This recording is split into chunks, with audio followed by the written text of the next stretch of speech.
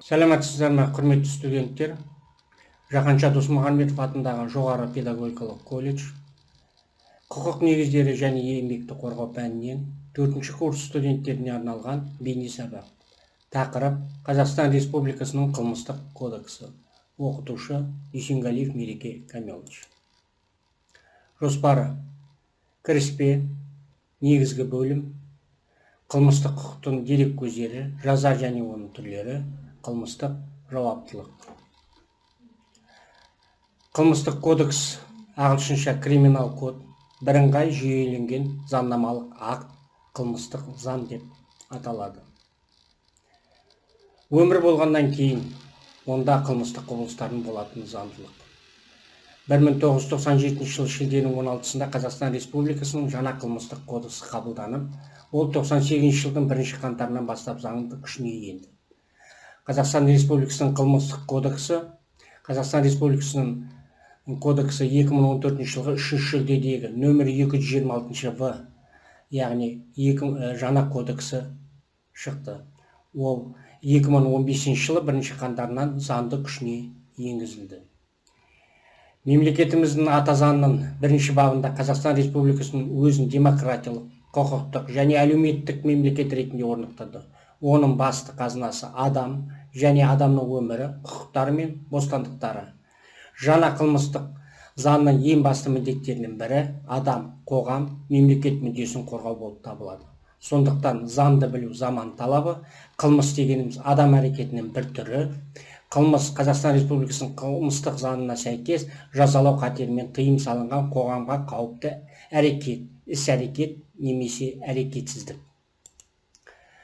Қылмыстық құқықтық жүйе жалпы бөлімнен және ерекше бөлімнен тұрады.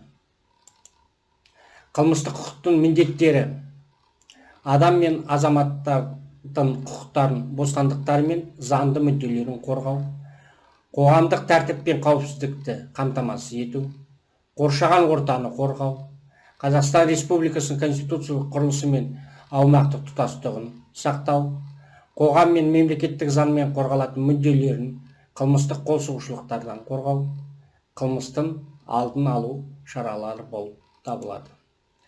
Қылмыстық құқықтың қағидаттары: заңдылық қағидаты, теңдік қағидаты, әрекеті не әрекетсіздігі үшін кінәлі болған тұлғаны ғана қылмыстық жауапқа тарту қағидаты, әділеттілік қағидаты, ізгіліктік қағидаты.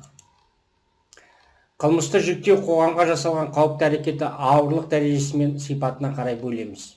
Онша ауыр емес қылмыс, ауырлығы орташа қылмыс, ауыр қылмыс, ерекше ауыр қылмыс деп бөлінеді.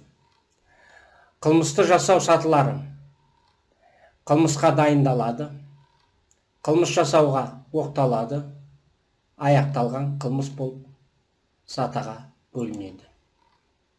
Қылмыспен күресу барысында мемлекет әртүрлі әдістер мен шаралар қолданады. Солардың бірі жаза. Жаза Қылмыстық кодекстің 38 бабына сәйкес соттың үкімі бойынша тағайындалатын мемлекеттік мәжбүрлеу шара. Жазаның мақсаты: әділеттілікті қалпына келтіру, сотталған адамды түзеу, сотталған адамның да басқа да адамның да жаңа қылмыстар жасауынан сақтандыру. Яғни жаза береді, жазаның қасиеті бар, жазалау шаралары жүргізіледі. Зейін қойып тыңдағандарыңызға көп рахмет. Келесі кездескенше.